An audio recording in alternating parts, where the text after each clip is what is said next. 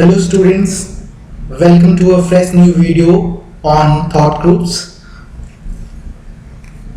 हमने last video में we discussed about fifth thought group जो कि मैं एक बार आप सबको रिकॉल करा देता हूँ, जो कि आर्टिकल प्लस वर्ब का थर्ड फॉर्म और नाउन पे बेस्ड था।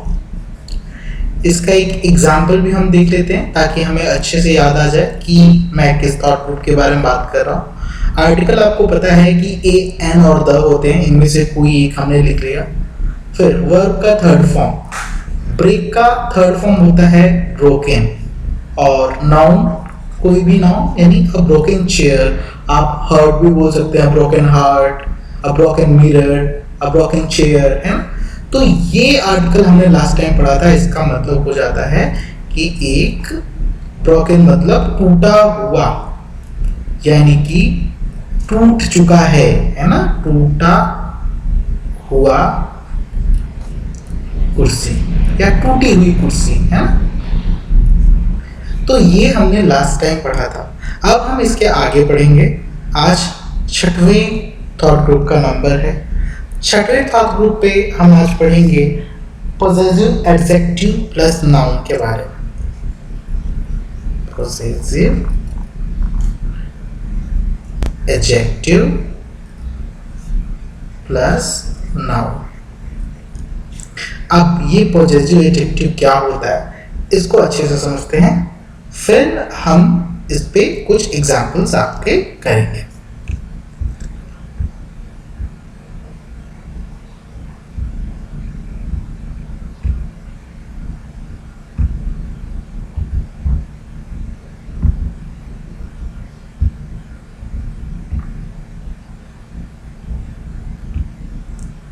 देखिए, पोजेसिव एडजेक्टिव को समझने से पहले हमें समझना पड़ेगा कि पोजेसिव का क्या मतलब होता है। पोजेसिव का मतलब होता है अधिकार दिखाना, अधिकार होना किसी चीज पे, है ना। पोजेसिवनेस होना यानी कोई चीज वश में होना, है ना। जैसे कहते हैं ना कि वो मेरे बस में नहीं है, यानी कि मेरा उस पर कोई अधिकार नहीं है, कोई कंट्रोल नहीं है ना। तो पॉजिटिव एडजेक्टिव ऐसे एडजेक्टिव हैं जो किसी वस्तु पे या किसी व्यक्ति पे, किसी व्यक्ति का या किसी वस्तु का अधिकार दिखाते हैं। आगे जो एग्जांपल्स मैं आपको बताने वाला हूँ इससे आप अच्छे से समझ पाएंगे। पॉजिटिव एडजेक्टिव के कुछ एग्जांपल्स हैं, जैसे my, your, our, his, her and their. ये जो कुछ भी मैंने लिखा है ये पॉजिटिव एडजेक्टिव है। अब हमें बेसिकली इनका समझना पड़ेगा कि किस प्रोनाउन के लिए कौन सा पॉजिटिव एडजेक्टिव यूज होता है। वैसे आप इन सब की हिंदी तो जानते होंगे। माई का मतलब होता है मेरा या मेरी, योर का मतलब होता है तुम्हारा या तुम्हारी या आपका, आर का मतलब होता है हमारा या हमारी, हिज का मतलब होता है उसका या उनका, हर का मतलब होता है उसकी या उनकी। जरूरी नहीं है कि हर का मतलब सिर्फ उसकी या उनकी ही हो, हर का मतलब उसका भी हो सकता है, उनका भी हो सकता है, हिज का मतलब उसकी भी हो सकता है और उनकी भी हो सकता है। डिपेंड करता है कि उनके आगे यानी हर के आगे आने वाला जो नाउन है वो मैस्कुलाइन जेंडर है या फेमिनाइन जेंडर, पुरुष है या स्त्री है ना, या फिर वो उसको जेंडर वाइज बोलते हैं हिंदी में, है ना। बस इतना याद रखिएगा, अगर किसी लड़के का अधिकार है किसी वस्तु पे तो वहाँ इंग्लिश में हिज बोलते हैं। अगर किसी लड़की का अधिकार है किसी वस्तु या व्यक्ति पे तो वहाँ पे हर का यूज करते हैं। देन देयर, देयर मतलब कई लोगों का अधिकार, है ना, कई लोगों का अधिकार किसी वस्तु या व्यक्ति पे, तो देयर का मतलब हो जाएगा उनका, उनकी या उनके, है। अब देखिए यहाँ जो है ना उनका, ये एक्चुअली आउट ऑफ रेस्पेक्ट बोला गया है। रेस्पेक्ट यानी आदर से। जैसे अगर किसी के पिता हैं, है ना, और वो जिसके पिता है वो हमसे बड़ा है, तो हम ये तो नहीं बोलेंगे ना उसके पिता, हम वहां पे बोलते हैं उनके पिता, क्योंकि जिनके वो पिता हैं उनकी भी हम इज्जत कर रहे हैं इज्जत से।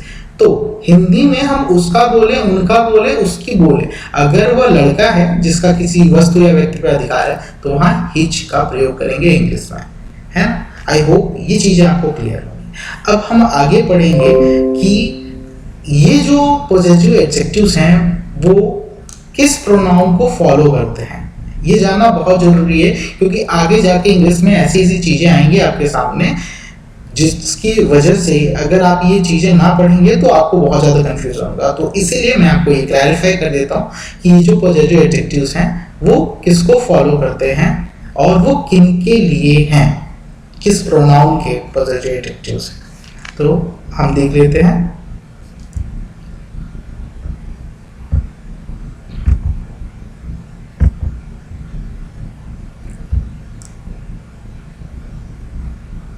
देखिए, तो कुछ प्रोनाउन होते हैं जिन्हें हम बोलते हैं पर्सनल प्रोनाउन। आप सबने सुना होगा पर्सनल प्रोनाउन। अब पर्सनल प्रोनाउन को भी समझना पड़ेगा।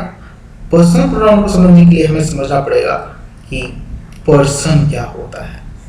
देखिए, 3 तरह के पर्सन होते हैं, first person,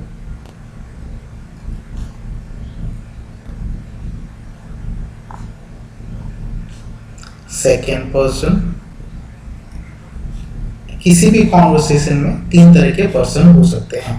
third person, first person. अभी के लिए देखिए, अगर मैं हूं, अगर मैं बात कर रहा हूं, तो इस जो कॉन्वर्सेशन चल रही है मेरे और आपके बीच में, यहाँ पे फर्स्ट पर्सन हूं मैं, है ना। और मेरे साथ अगर एक और टीचर आ जाए तो हम 2 लोग हो जाएंगे, और हम दोनों मिलके आपसे अगर बात कर रहे हैं तो हो जाएगा वी, है ना। आई और वी, ये फर्स्ट पर्सन होता है।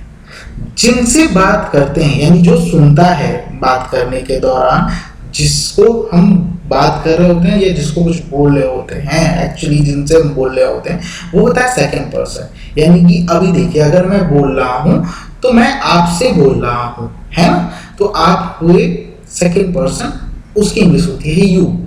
एक सिंगल व्यक्ति के लिए भी, आप अगर अकेले हैं और या फिर आप 2-3 भाई बहन बैठ के एक क्लास ले रहे हैं तो भी हम यू ही बोलते हैं इंग्लिश में, है ना।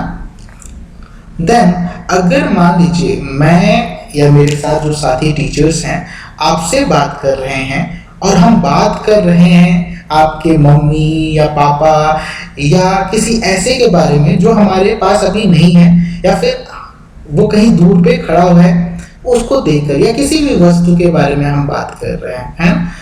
तो वो होता है थर्ड पर्सन। वो हो सकता है ही, अगर कोई लड़की है तो सी, अगर कोई लड़का है तो ही, अगर 2 लोग हैं, 2 लोग से अधिक हैं तो दे, है ना। ये प्रोनाउंस हैं एक्चुअली, ठीक है। यहाँ पे इट भी हो सकता है। तो ये आपके समझ लीजिए थर्ड पर्सन हैं, है ना, थर्ड पर्सन प्रोनाउंस। यहाँ पे किसी का नाम भी हो सकता है ना। तो ये थर्ड पर्सन प्रोनाउन है। अब इन सभी प्रोनाउंस के ना अपने अपने पॉजिटिव एडजेक्टिव्स होते हैं। अब वो पॉजिटिव एडजेक्टिव मैंने थोड़ी देर पहले आपको लिख के दिखाया था, इनके नीचे मैं उनके पॉजिटिव एडजेक्टिव्स लिख देता हूं, सो दैट आपके फ्यूचर रेफरेंस के लिए काफी ज्यादा ये हेल्पफुल हो जाए।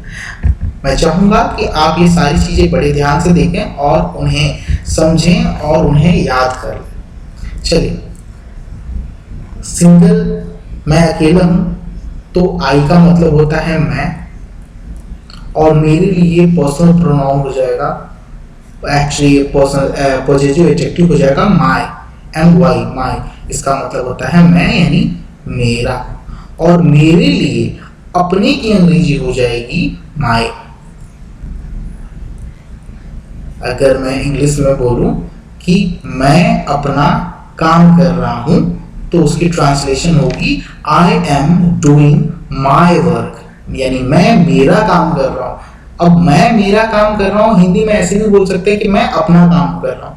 तो अपना की कोई अंग्रेजी नहीं होती, अपना की अंग्रेजी वही होती है जो उसका एक जो पॉजिटिव एडजेक्टिव उसके लिए डिफाइंड है। तो आई के लिए जो पॉजिटिव एडजेक्टिव है वो है माय, है ना, तो ये ध्यान में रखिएगा। देन आई के बाद अगर मान लीजिए हम एक से अधिक लोग हैं, दो लोग हैं, तो वी को हिंदी में कहते हैं हम या हम लोग, है ना। हम लोग का कोई और इंग्लिश नहीं होता, वी ही होता है, वी पीपल नहीं होता। अब हम लोग हो गया, उसके लिए इंग्लिश में होता है पॉजिटिव एडजेक्टिव आर। इसका मतलब होता है हमारा या अपना। देखिए अपना या अपनी कुछ भी बोल सकते हैं, है ना।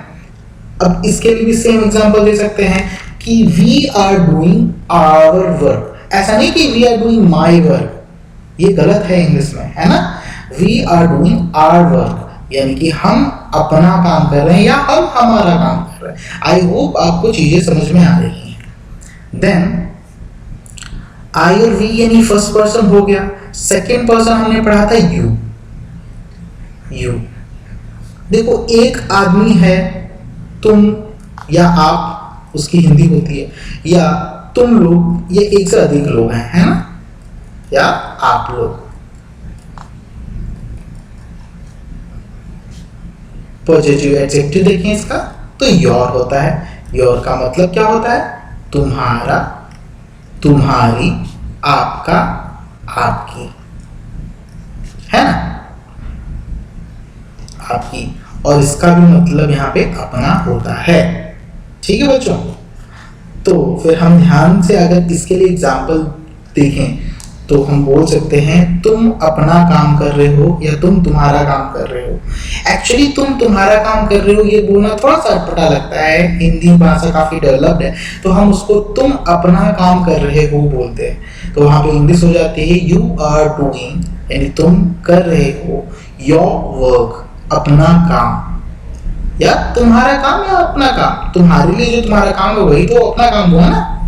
तो you are doing your work, यानी अपना की अंग्रेजी जो है अलग अलग सेंटेंसेस में उनके प्रोनाउंस के अकॉर्डिंग चेंज होता है। अपना का कोई फिक्स्ड इंग्लिश टर्म नहीं होता, ये बहुत ध्यान रखिएगा आप लोग। ठीक है, आई वी यू हमने देख लिया। अब हम कुछ आगे के देखें, जैसे हमने सेकेंड पर्सन तक देख लिया, थर्ड पर्सन के लिए देखेंगे।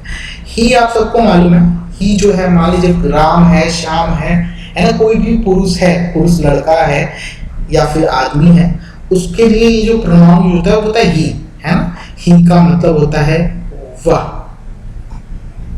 या वो भी बोल सकते हैं, है ना। वो सिंगुलर है, सिंगुलर यानी एक बंदा, एक वचन, है ना, यानी एक आदमी है। अब इसके लिए जो पॉजिटिव एडजेक्टिव होता है वो होता है हिज। हिज का हम हिंदी में इसको बोल सकते हैं उसका या उसकी। और एक चीज जो मैं आपको बता रहा हूं कि अपना की हिंदी इसका अपना भी हो सकता है। वो किस केस में? जब किसी सेंटेंस में ही एज अ सब्जेक्ट आएगा और उसमें पॉजिटिव एडजेक्टिव आएगा, यानी उसका अधिकार किसी चीज पे आएगा। जैसे अगर मैं हिंदी में बोलूं कि वह अपना घर बेच रहा है, तो वह बेच रहा है, ही इज सेलिंग अपना घर, यानी हिज हाउस, है ना। जो घर बिक रहा है वो उसका है, हम इसको ऐसे भी बोल सकते थे, वह उसका घर बेच रहा है। लेकिन समझने में, सामने वाले को समझने में दिक्कत हो सकती है, इसीलिए हिंदी को बहुत ही क्लियरली ऐसे बोला जाता है कि वह अपना घर बेच रहा है, यानी कि he is selling his house। अगर हम बोलते वह उसका घर बेच रहा है तो वो भी इंग्लिश सेम होता, he is selling his house, है ना। चलिए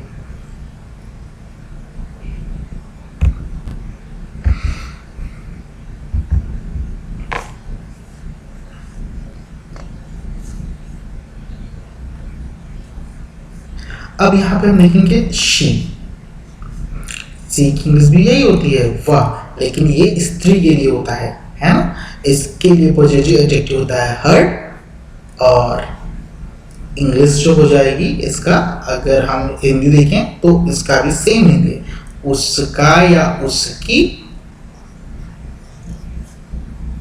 या अपना।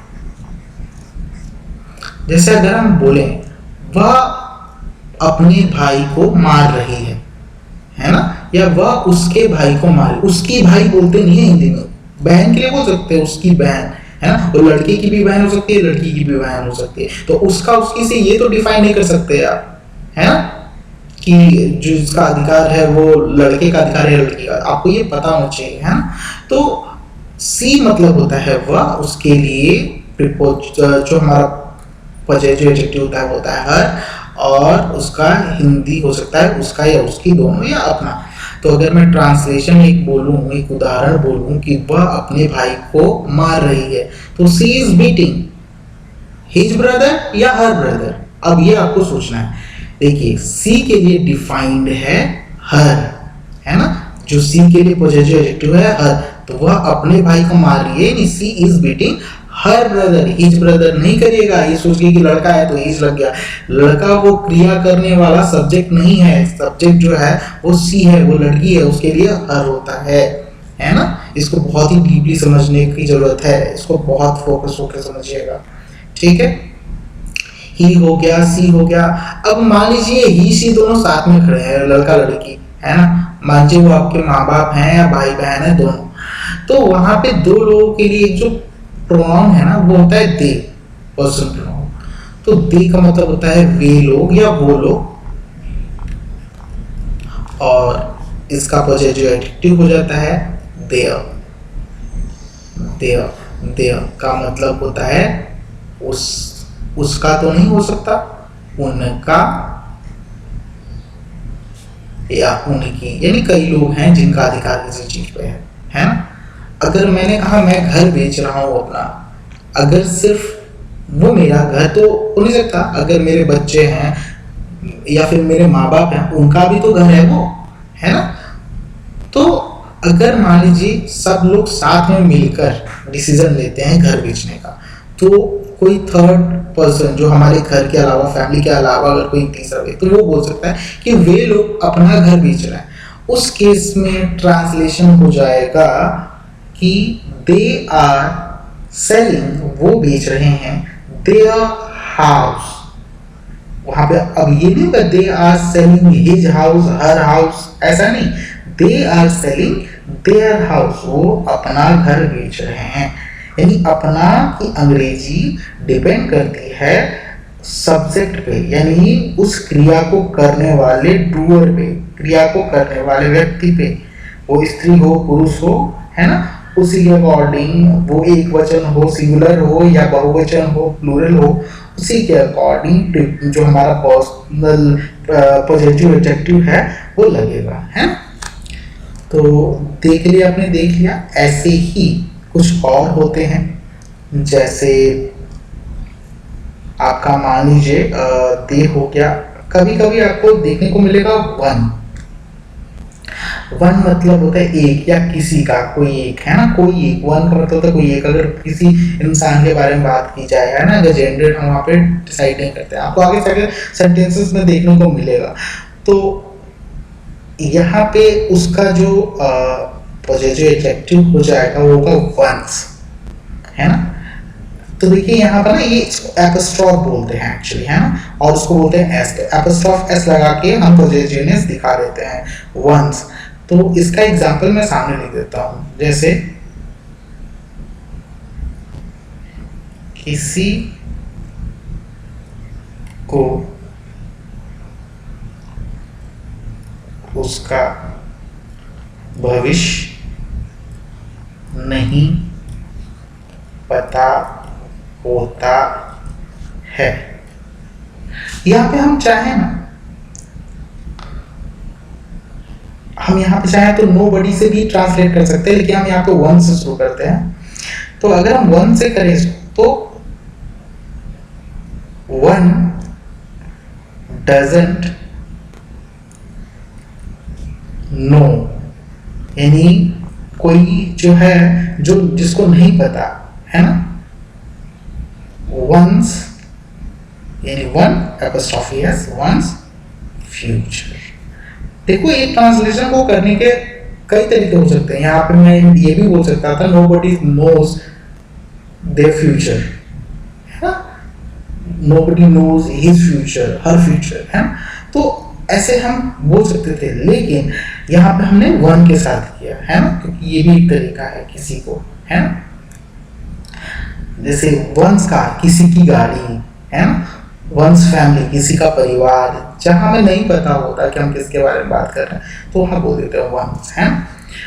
ठीक है, तो हमने देखा अभी तक के पर्सनल प्रोनाउंस भी देख लिए, उनके पोजेसिव एडजेक्टिव देख लिए, कुछ ऐसे सब्जेक्ट्स जो हैं उनको उनके पोजेसिव एडजेक्टिव क्या होते हैं वो भी हम देख लेते हैं।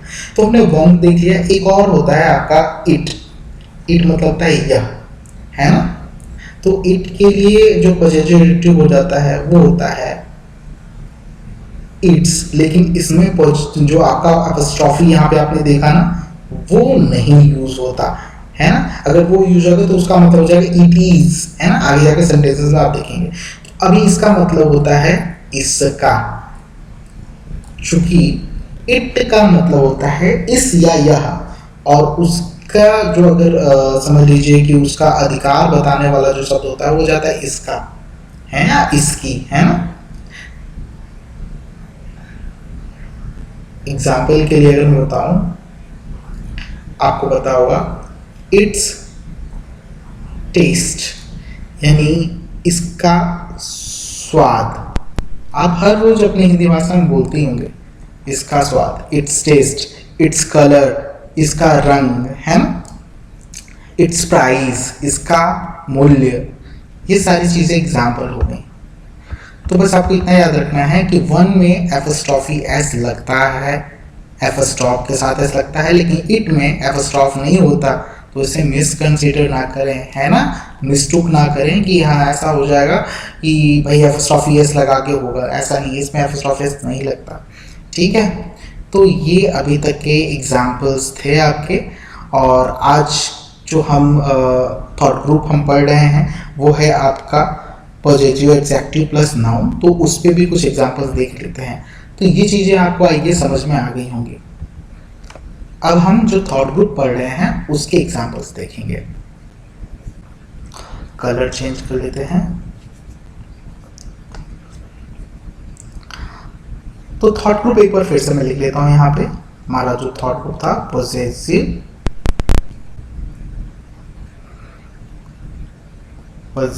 एडजेक्टिव प्लस नाउन,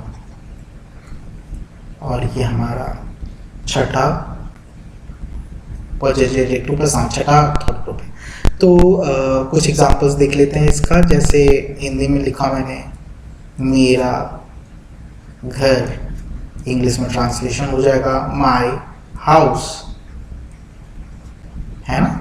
मैंने आपको पहले बताया कि नाउन और नाउन के पहले ही आता है एडजेक्टिव, चाहे वो किसी भी फॉर्म में हो, वो पार्टिसिपल हो या फिर समझ लीजिए कि पॉजिटिव एडजेक्टिव हो या नॉर्मल आपका एडजेक्टिव हो, है ना। मेरा घर, मेरा यानी माय हाउस। हम कुछ ऐसे एग्जांपल्स देखेंगे जो हम डेली लाइफ के इंग्लिश स्पोकन में यूज करते हैं, जैसे कि मेरी बारी, बोलते हैं ना माय चांस, माय चांस या माय टर्न, है ना। ऐसे ही मेरा भविष्य,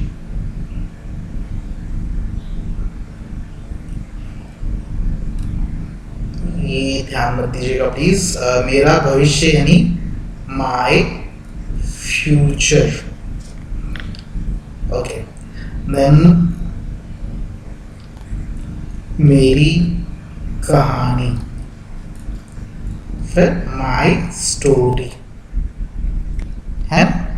ये कुछ एग्जांपल्स हो गए माय के ऊपर। अब हम देखेंगे कुछ एग्जांपल्स योर के ऊपर या आर के ऊपर। अब मैं इंग्लिश लिखूंगा, हिंदी आपको आइटरेट मतलब बोलना है इसके साथ साथ, है ना। तो अगर मैं इंग्लिश लिखूं योर बुक या बुक्स, तो इसकी हिंदी क्या हो जाएगी, तुम्हारी या तुम्हारा, तुम्हारा अगर किताब होता तो तुम्हारा किताब, अगर किताबें हैं तो हम हिंदी में तुम्हारी किताबें बोलते हैं, तुम्हारी किताबें। हम चाहें तो इसको और ज़्यादा बड़ा कर सकते हैं, your with the help of conjunction, your books and यहाँ पे लिख सकते हैं योर बुक्स एंड पेन। तो इसकी हिंदी क्या हो जाएगी ये आपको बताना है, वैसे मैं आपकी हेल्प कर देता हूँ। तुम्हारी किताबें और कलम, है ना। ऐसे कुछ ऐसे हम लिखेंगे जो आपके डेली लाइफ में यूज होते हैं, जैसे योर टेंशन यानी आपकी चिंता। हिंदी आप लिख सकते हैं योर फैमिली एंड फ्रेंड्स, आपका परिवार और मित्रगण, है ना। फ्रेंड यानी मित्र और फ्रेंड्स मतलब मित्रगण, है ना। आपका परिवार और आपके मित्रगण, है ना। और उसके बाद से हम देख लें योर का एग्जाम्पल हमने देख लिया, आर का एग्जाम्पल देख लेते हैं। आर व्हीकल, हमारी गाड़ी। कुछ और एग्जाम्पल्स हैं नीचे ये हम देखेंगे। इसी तरह से आप एग्जाम्पल्स क्रिएट कर सकते हैं, आप लिख सकते हैं और उनको शीशे के सामने खड़े होकर प्रैक्टिस करें, है ना। एटलीस्ट उसको कम से कम अगर जो कुछ भी लिखते हैं उसको 10 बार बोलें, है ना, जिससे आपकी ये सारी चीजें आपके सबकॉन्शियस माइंड में फीड हो जाएंगी और they are going to help you a lot while you will be speaking in English. तो ये बहुत ज़्यादा इंपॉर्टेंट है, इनको याद करेंगे आप, रटेंगे, है ना। एक और एग्जाम्पल, जितना हो सके उतना एग्जाम्पल्स लिखने में आपको प्रैक्टिस करनी चाहिए लिखने की, ताकि आपका जो सबकॉन्शियस माइंड हो वो अलग अलग तरह के वो कैप्स वगैरह टाइम टू टाइम अपने अंदर फीड कर पाए और आपको सही समय पे वो याद आ जाए, ठीक है।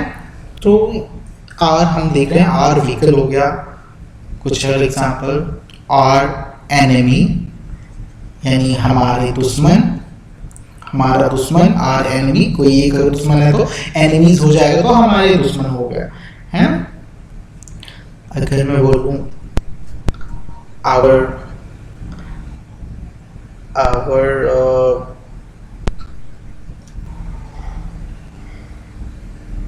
आवर शिप तो क्या हो जाएगा, हमारा पानी का जहाज, है ना।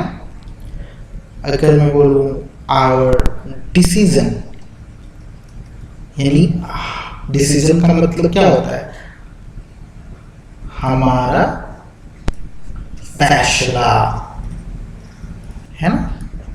तो ऐसे ही आप सोच सोच के लिख सकते हैं, ट्रांसलेट कर सकते हैं हमें। एक और बात है, एक और एग्जाम्पल मुझे आ रहा है, आवर डेस्टिनी। डेस्टिनी का मतलब होता है भाग्य, है ना। तो हमारा भाग्य, हमारी भाग्य तो बोल नहीं सकते, हमारा भाग्य, है ना। कुछ और एग्जाम्पल्स जैसे अगर मैं बोलूँ और बिहेवियर, है ना, तो हमारा व्यवहार, ये सारी चीजें हैं। तो ये चीजें आपको खुद से लिखनी है और प्रैक्टिस करनी है। आर का हमने देख लिया, अब हम देखते हैं देयर। देयर स्टोरीज, उनकी कहानियां, है ना। अब देखिए कुछ चीजें ध्यान देने वाली, ये जो है ना ये एक्चुअली कुछ चीजें देखिए गलत करके ही हम सही चीजें सीख सकते हैं, है ना। तो यहाँ पे अगर मान लीजिए ये प्लूरल है तो यहाँ पे आपका जो नाउन है वो भी प्लूरल हो सकता है ना। जरूरी नहीं है कि प्लूरल हो सकता है, लेकिन हाँ वहाँ पे कभी कभी आपको ध्यान देना होगा कि ऐसा तो नहीं ना कि वो प्लूरल और सिंगल ट्रांसलेट कर रहे हैं, है ना। अगर इन सब की जो हम हैं, हम सबकी भाग्य एक ही है, तो और डेस्टिनी, मान लो हम शिप पे जा रहे हैं, शिप डूब गई, तो सबकी डेस्टिनी में लिखा था डूब के मरना, तो एक सिंगल डेस्टिनी थी सबकी, है ना। लेकिन अगर मैं कहूँ देयर स्टोरी, हो सकता है सब अलग अलग कहानियां हो, है ना। तो इन चीजों पे फोकस करना बोलते वक्त कि एक सिंगल स्टोरी है सबकी या सबकी अलग अलग कहानियां हैं। जैसे मान लो अगर सिर्फ डूबने की कहानी है, तो सबकी अलग अलग कहानी हो सकती है। हो सकता है कि कोई 2 घंटे के अंदर डूबा होगा, कोई 5 मिनट में ही डूब गया होगा। तो ये स्टोरीज हैं एक्चुअली, है ना। तो देयर स्टोरी यानी कि उनकी, कई लोग हैं यहाँ पे, उनकी कहानियां, ठीक है। देयर स्टोरीज, देयर वेल्थ, उनका धन, धन वैभव, है ना, उनका धन, ठीक है।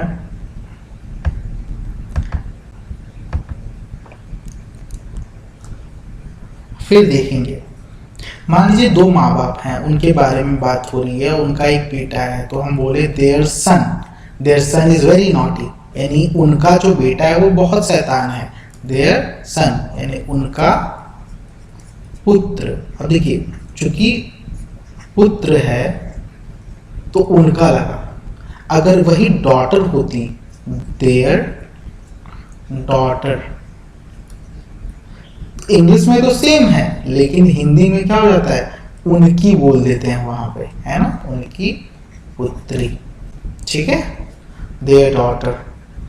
अब जरूरी नहीं कि एक ही बेटा एक ही बेटी हो सकता है, तो हम ऐसे भी लिख सकते हैं देयर चिल्ड्रेन, चाइल्ड मतलब बेटा या बेटी, कोई भी बच्चा, और उसको अगर प्लूरल बनाएंगे तो आर्यन जोड़ देते हैं चिल्ड्रन में। तो ये छोटी छोटी चीजें मैं आपको पढ़ाने के दौरान बताता रहूंगा कि अगर चाइल्ड है तो उसका जो प्लूरल होता है उसमें आर्यन लगा दो तो चिल्ड्रन होता है। जैसे बुक में एस लगाते हैं बुक्स हो जाता है, लेकिन चाइल्ड में एस नहीं लगाते, चाइल्ड्स नहीं लिखते, चिल्ड्रन लिखते हैं। और कभी कभी बच्चे क्या करते हैं ना कि चिल्ड्रन को सिंगुलर मान के उसी में एस लगा देते हैं, चिल्ड्रन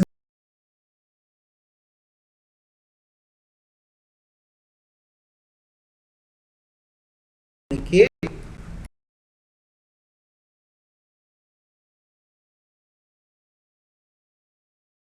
रहा होगा, उनके बच्चे, देयर चिल्ड्रेन। फिर हम देखेंगे अब कुछ एग्जांपल्स जो हैं, वन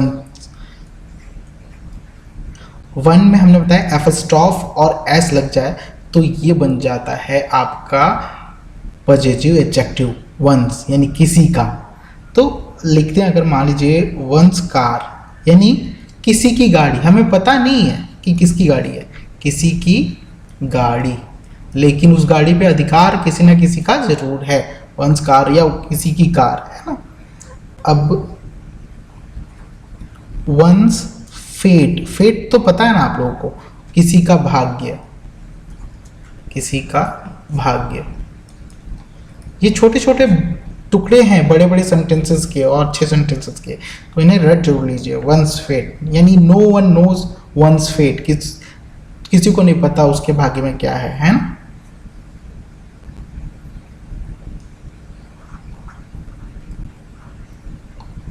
वंस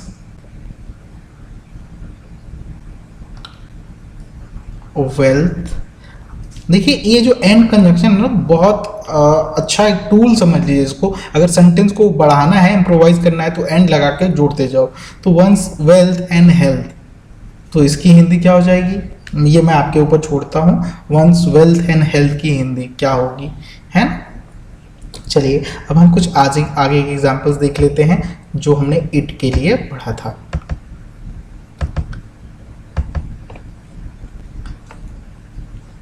वंस हो गया। अब इट वाला जो मैंने बताया था, इट का मतलब होता है एक्चुअली, या ये एक ऐसा प्रोनाउन है ना जो छोटे छोटे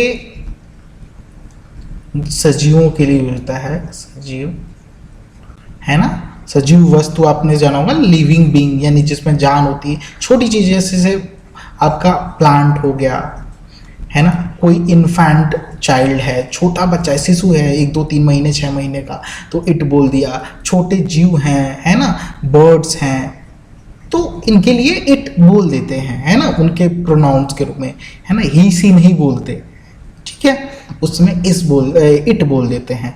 दिस भी नहीं बोलते, है ना, जैसे ये नहीं बोल सकते दिस इज काउ, वहाँ इट इज काउ बोल सकते हैं, है ना। ऐसे तो बड़ी है तो सी इज काउ भी बोल सकते हो, लेकिन अगर उसका बछड़ा है तो इट्स काव, है ना। तो ये चीजें आपको ध्यान में रखनी है। तो इट ये एक प्रोनाउन है ना, ये आपका समझ लीजिए प्रोनाउन है, इट्स नॉट पर्सनल प्रोनाउन लेकिन ये प्रोनाउन है, ठीक है। अभी क्या है कि ये हम इस पे थोड़ा सा बता दूं मैं आपको, ये डेमोन्स्ट्रेटिव है और इसको हम यूज करेंगे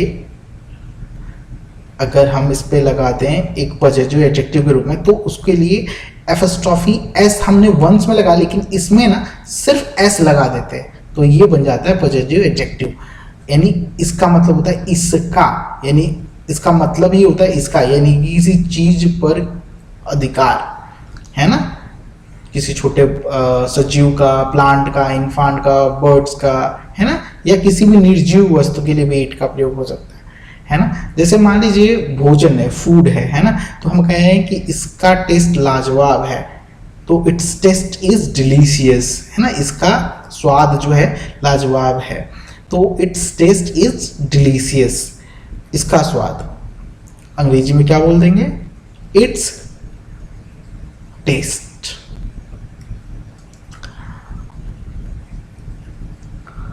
इट्स कलर, आप हिंदी बोलते जाइए, इसकी रंग, इसका रंग, इसकी रंगत, है ना, इट्स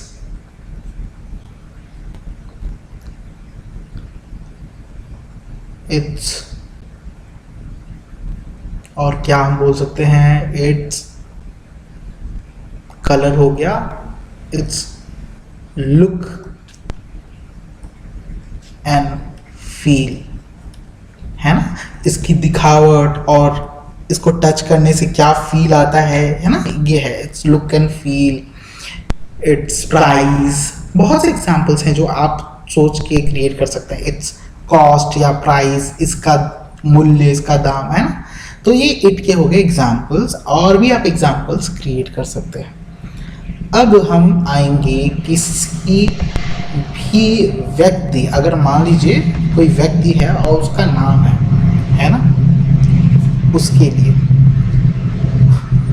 प्रॉपर कॉमन नाउन्स में, है ना, तो कोई भी नाउन है, अब नाउन कोई भी है, उसका अधिकार किसी नाउन पे, यानी कि वो नाउन राम भी हो सकता है, कोई प्रॉपर नाउन भी हो सकता है, या फिर कोई कॉमन नाउन भी हो सकता है, जैसे बॉय, है ना, ये कॉमन नाउन है, बॉय का नाम हो सकता है राम, श्याम, कोई भी हो सकता है, और उस राम को, श्याम को, सबको बॉय बोलते हैं, वो कॉमन नाम हो गया उनका, है ना। तो ऐसे कुछ नाउन्स हैं, जैसे मान लीजिए आपका